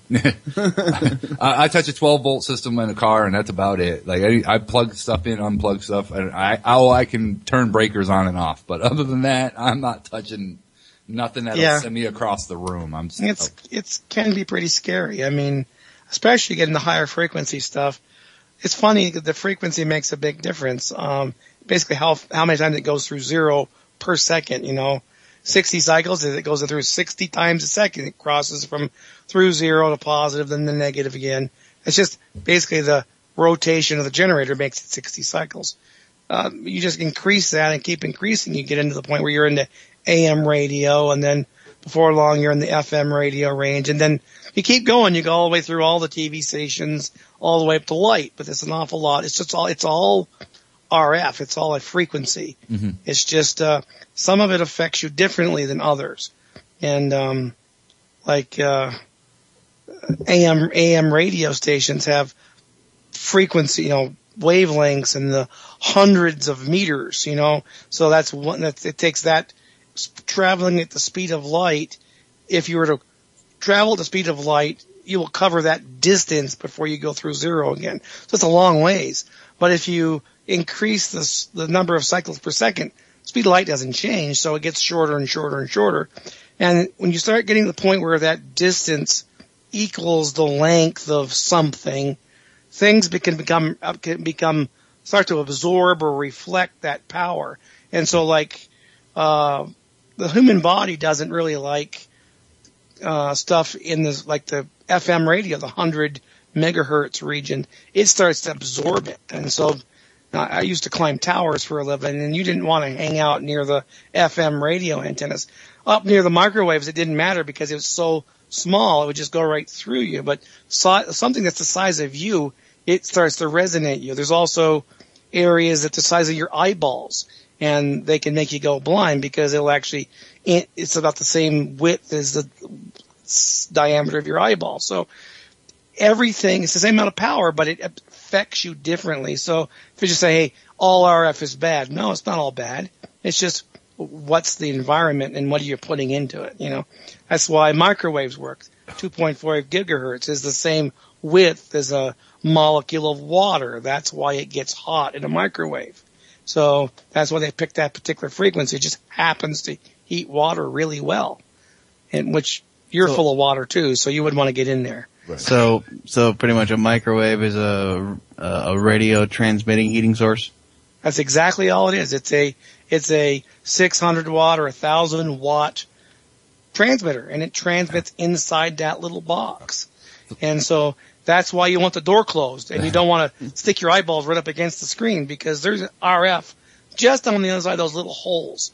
And those little holes are just small enough, or those ones that you look through so you can see what's going on inside.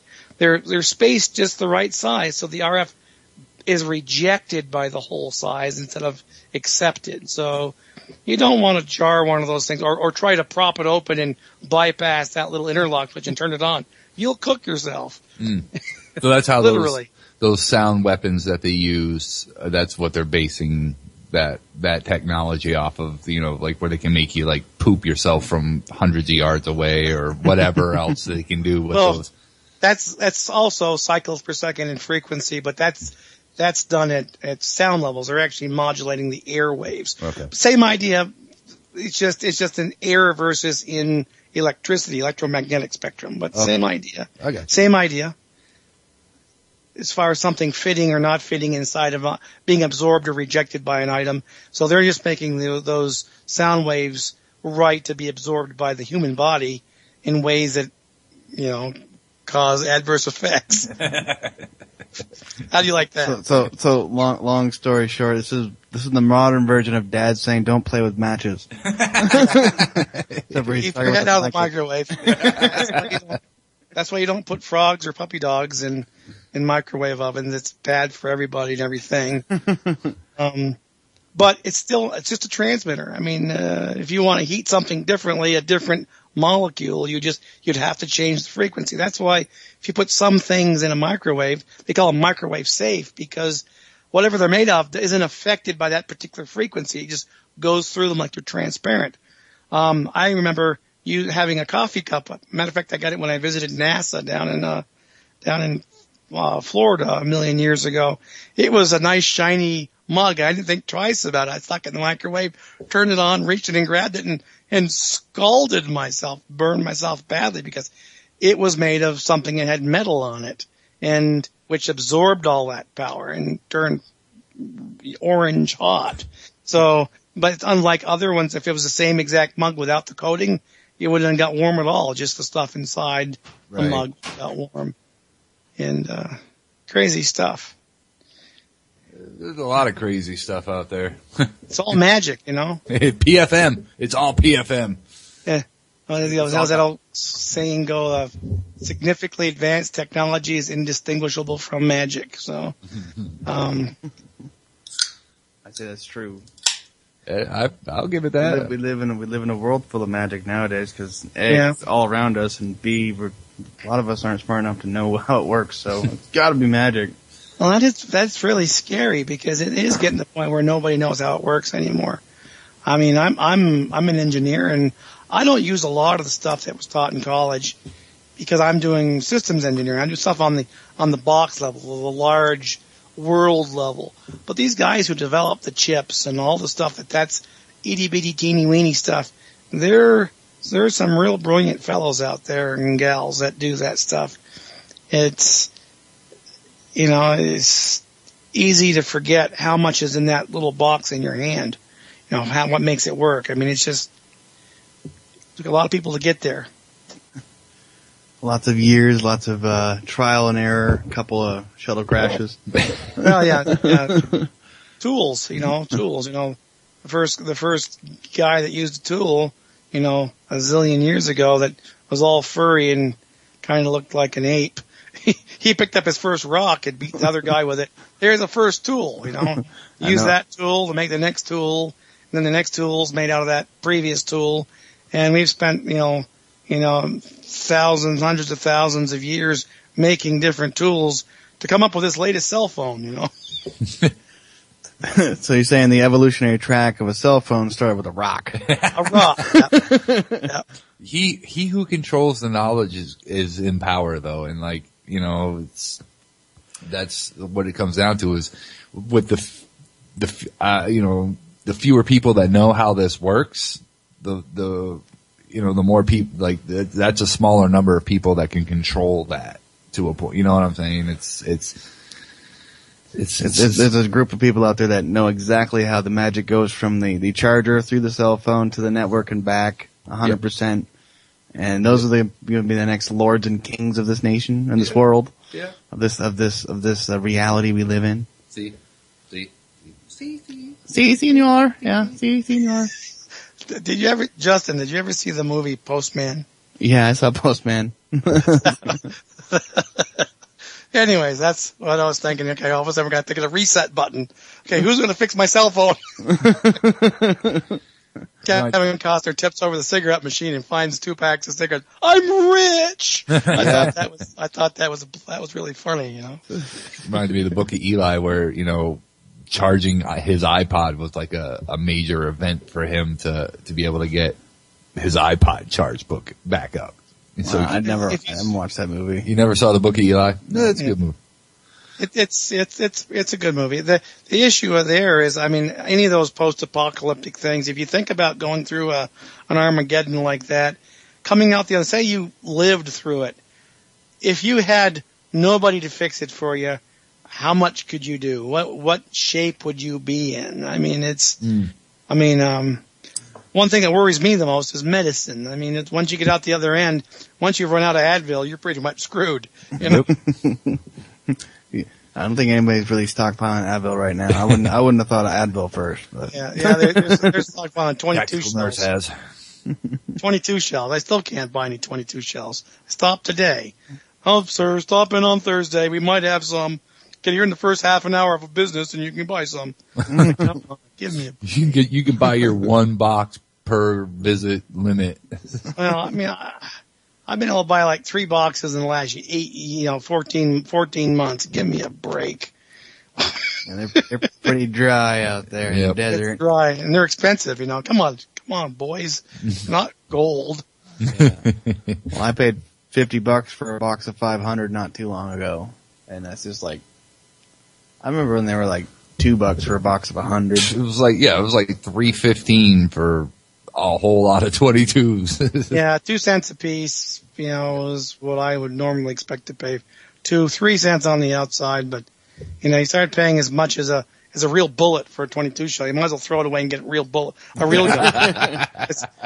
a time, upgrading. My shop teacher back in high school, he was a real down to earth guy. I had an old Vega. It was a Vega. It was sucking a lot of gas. And he says, if you're going to feed a power plant, you might as well own one. So I think the same thing goes with other things, the guns included. If you're going to pay to feed a real rifle, you might as well own a real rifle. So I don't know.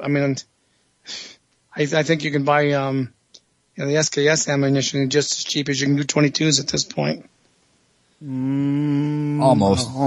I paid like $420 for 1,000 of those 7.62. So that's not really all that close. It's about a quarter of the 1,000 for 22 would be like $100, and it's like $400 when I bought the SK. I saw a crate for $253, but I don't know what that crate was.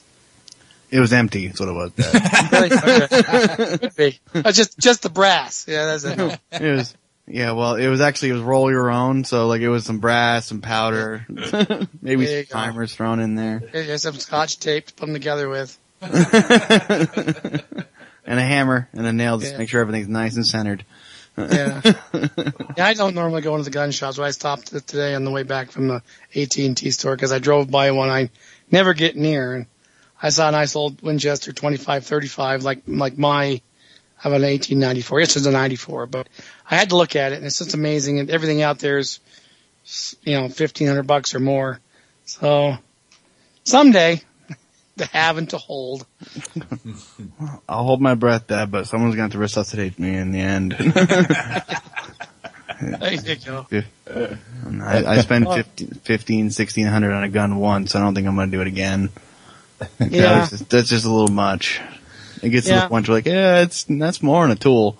That's something you keep locked up because it costs so much. Well, yeah, that's too much for me. I was also looking around, pretty much everything in the store was several $100s. The cheapest gun I saw in there was one of those old Russian, 8mm, what the hell was it?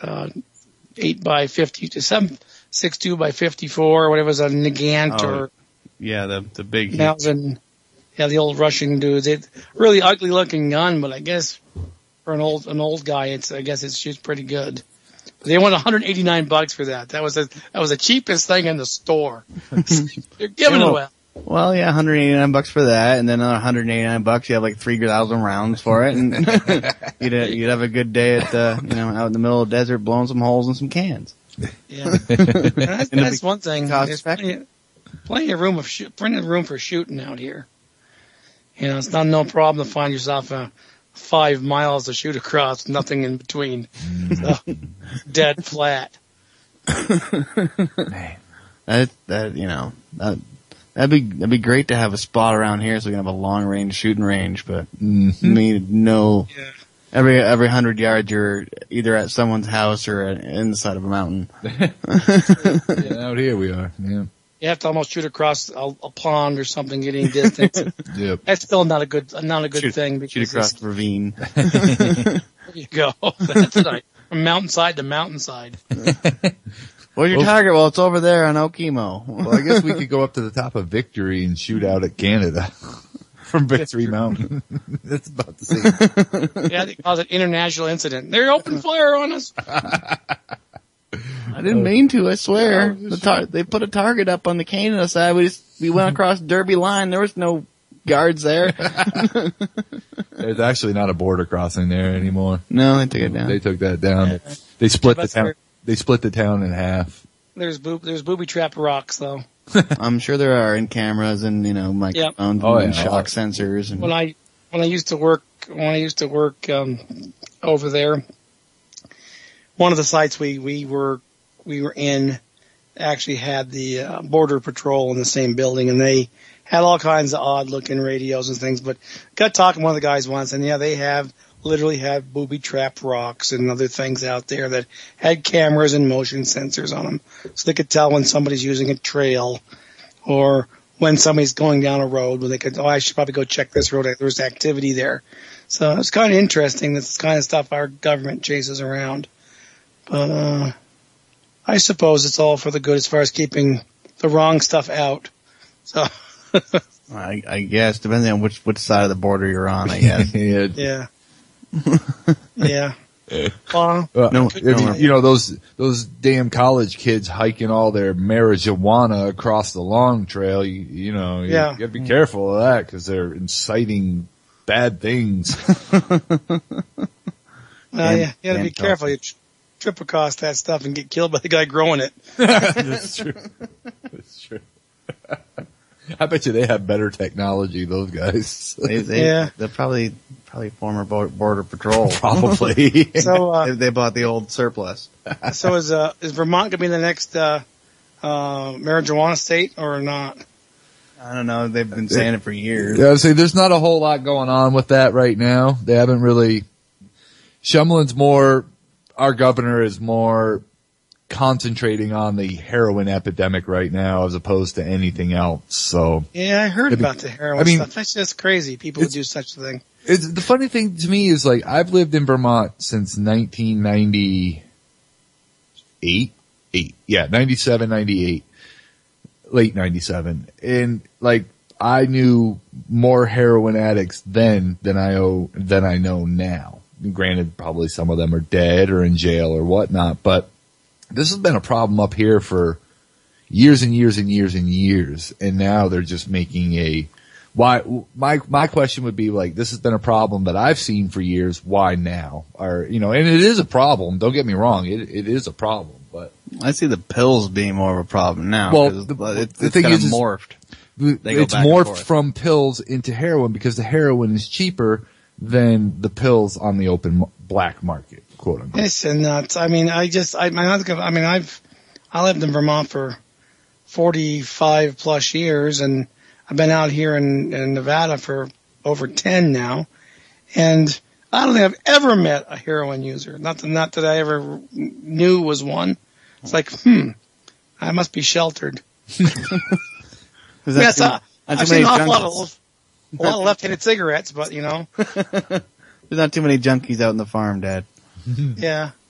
So they're the ones selling it, right? That could be very true. The only way you make a profit out here is don't do it. You just sell it.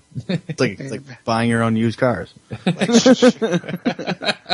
Yeah. Okay. There you go. If you want to save your money, don't buy them. Yeah. I don't know. So, it's always talked about here. I know that the group Normal is in the Northeast trying to push, like Maine's got something on the ballot for this fall. New Hampshire's talked about it. It's really decrimmed up here a lot in the last 3 or 4 years. So it's becoming a non-issue as it is to a point, the way I see it. The only issue left with it is should we legalize it or not? Basically, that's the only issue. They haven't figured out the way to make the most amount of money off of it yet. So once they figure out how to make their money off of it, they'll allow it to be.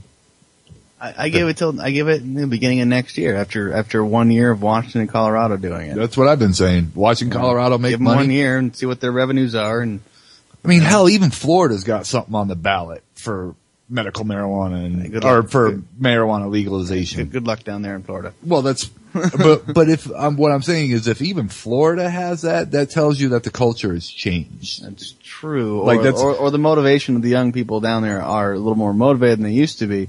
Because, there's young people in Florida? That was my point. My point is, you're going to find a lot more, like, green-eared, 420 hippie-minded people up in Vermont than you are down in retirement nation of Florida. Right. But it is on they're trying to put it on the ballots down there. Let me do the math. All I'm saying, the hippies are starting to retire, so. Yeah, well, there is that. I mean, there is that. There's definitely that going on. I just, to me, it's like one of those things that it doesn't really, it's a non-issue for me. Like I've never believed in pot being a bad thing. I've seen people piss things away because of pot, but I know many more people that are people of quote unquote importance to their communities that smoke pot. Like, I bet you there's probably a good majority of teachers across this country that smoke pot to deal with what goes further, like, which goes back to what we were talking about at the very beginning of the show is they have these godless little heathens for students that their parents aren't teaching anything, and they have to deal with it because teachers have now become babysitters and counselors, so they have to go home and drink a bottle of wine and smoke 5 joints a night just to survive, just to keep a mental level. Well, you get this bottle of red wine and these 2 joints, or you can get some Prozac. I'll take red wine and 2 joints, please. I will not be calling you in the morning, but yeah. No, but that's what I'll call Bob Marley though. Right guy. But that's, to me, it's like, I bet you there's more people in this country that smoke pot than what's really reported out there. You know what I mean? Like, it should be a non-issue. It should be so a you're non-issue. saying, like, out there with a lot of these issues, like, there's just, like my dad said, there's no one else putting their neck out, like, when it comes to the energy situation. There's no one out just putting their neck out and just, like, hey, it's here. This is how it's done. This is what we're doing, or this is where we need to go, and this is moving forward. But we're all just kind of on any given issue, kind of hiding behind. They're waiting for the Messiah to come out, like we've talked about on many other issues that plague us. That they're just waiting for that one guy to rally behind, like that to me. That's just you're saying the movement's like a really great Lollapalooza concert with a whole bunch of people there and no stage. Pretty much. And like, and when you say the word movement, I think of taking a poop. That's why I say movement. But because we don't get along. We don't move. We don't get along. We don't get along. Like, we can't agree water's wet. So that's right. It's like Mike said. But like that's my whole take on a lot of different issues on that. And it goes across the board on a lot. People are just waiting for someone else to step up and say, this is the flag you need to march behind. Let's march behind it. Get your fife and drum and let's go. And, everybody's waiting to fall in line, basically, which is sad. Goddamn marching bands everywhere with no flag leader. The band's playing and not going anywhere. Gotta have that. I would just like to think that, at some point it's gonna be like, well, hemp is a viable resource that we have. Well, in general, for all of its uses, just as hemp, and then cannabis alone on the other aspect. Like, they should be 4 acres of tree. You can make out of 1 acre of hemp, you can make the same amount of paper as 4 acres of trees. The Navy, the U.S. Navy still uses hemp rope for all their ships. You know why? Because it's the best rope in the world. It doesn't get you can have greasy mechanic hands and grab onto this rope and you will still have grip. And it's stronger. Like, the clothing that you can make from hemp, I have a pair of jeans that I've made out of hemp that I've had since 1997. And they look brand new. Like, I don't wear them a whole lot, but even if I did, they're more rugged than, like a pair of Levi's, I think. I've gone through 100 pairs of Levi's since I bought that pair of hemp jeans. You're right. It's a much more viable resource, but it's stigmatized. It's got the stigmata on it, and it's right. And the form of energy that should have the stigmata on it, we thoroughly embrace. Hey, but and the argument that we've had before is that that's all we got, and it's better than other things. So, you got to go with what you got till you can go somewhere else. I just don't see enough sunlight in this state to. I just want my chest-mounted arc reactor. Okay, screw the rest of you guys. I'm gonna fly around. You just want your DeLorean with that too. Flying DeLorean with a Mattel, hoverboard. That's what all young boys still want, right? I guess. What year is it again? 2014. 2014. That's just a funny, Hey, I'm gonna bet you $100 right now, which not really, it's all fake money anyway, but still, the Cubs are gonna win this World Series in 2015 according to the, Back to the Future. You're smoking rock, dude. Do you know, you don't, okay, first of all, you don't even pay attention to sports. No, but it was in a movie, so it must be true. Yeah, well, I saw it on TV. Second of all, you're talking about the Cubs. The Cubbies. The Cubbies are, they are what the Red Sox used to be. They've just taken it to a whole new level. So, whatever. That's never going to happen. They tying their shoelaces together now? Or what? Pretty much. They might as well be. It would be funny though if they did win. That would really be cool. I would gladly eat crow. Because I would like to see the last team in the major leagues to win a World Series. They haven't won a World Series in 109 years. That's a losing streak of unbelievable proportion in any type of sporting. They're predictable. That's good. Consistency is good. Well, hey, I got a bail, guys. So it was fun. Thank you. Right, thanks for calling. Bye. Yeah. Very informative. Maybe just go clickety for him. There you go. Well, that was a good comment. That was good. I like that. It's always fun having the old man on. Yeah. He's got something to say. Hey, and he's got good things to say, not just the normal talking points that we hit upon sometimes. So he just reminded me, we did, back when I was a kid, and there was those floppy disks laying around everywhere. We did actually use them as frisbees. I'll say those are dangerous. I was going to mention that when we were talking about those are dangerous frisbees because they have sharp corners on them. Sure, they're ninja stars. They weren't frisbees. They were ninja stars. Grew up in the mid '80s and watched a lot of Bruce Lee movies and Jackie Chan movies. Yeah, someone lost an eye in your little group. I know. We used to throw them around and they if you threw them hard enough, they would stick into drywall. Yeah. Oh yeah. Those were sharp corners, dude. They could cut you. But the little 3.5-inch ones, the little teeny hard ones. Yeah. Those ones always broke. Yeah. You could snap those. The other ones, like your dad said, those things were indestructible. You could twist them up, crunch them up, and you couldn't break them. I got all these freaking flashbacks. I remember in early high school, 7th grade, when we still had the floppy drives. The worst thing you could do to anyone on report day was snap their disk because they were on their way to the computer room at some point because no one had a computer back then. Mm-hmm. No. And if you did, you were really lucky. And it was just always, it's happened to me a couple times. But oh, how far we have come in this world, everyone. Going I'm only 31. I remember 5.25-inch floppy drives. I remember Sega Master System. I remember Nintendo and Super Nintendo. And we were supposed to be the Nintendo generation. And it's true, because a lot of people I know still play video games it's never going out of style, which it probably won't. I think we actually bred a whole class of just gamers. Like they're always going to game, and I say a fair amount of us don't actually like pay attention to our own real lives because the video games are more important. But that came out of the Nintendo generation. It started with Super Mario. Thank you, Super Mario and Luigi.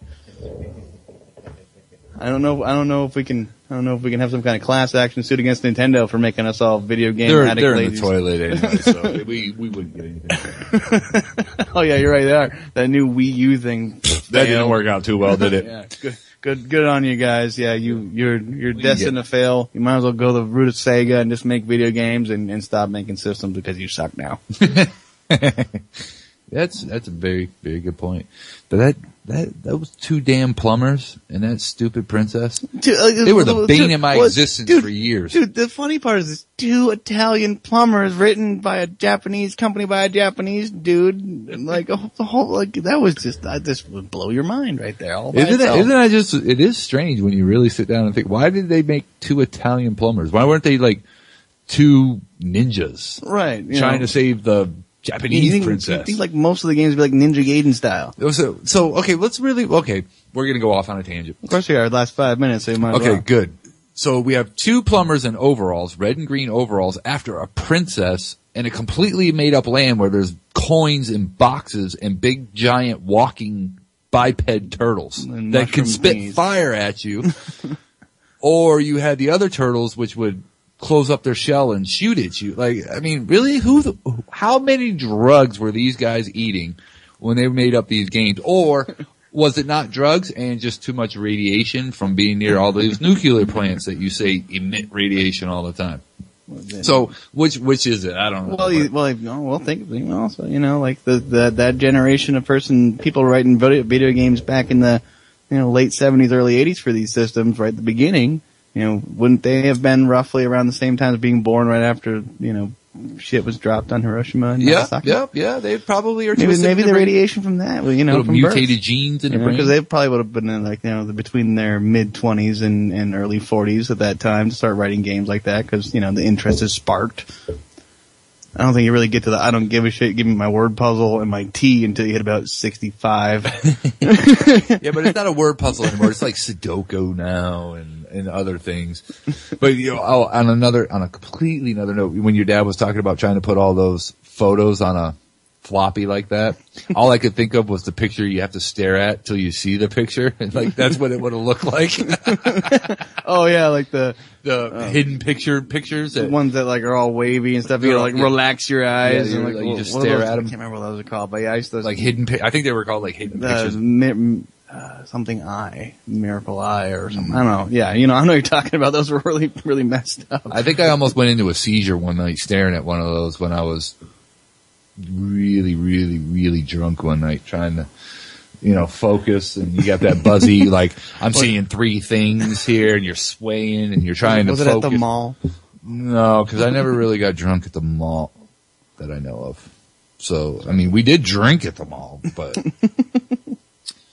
that's when you put your little bit of gin in your Sprite bottle and you wander around like you're cool, but that's back when you could smoke everywhere, so you could walk around the mall, not go into the stores smoking cigarettes. Like, that's when all the hoodlums used to hang out. Well, smoking used to be cool.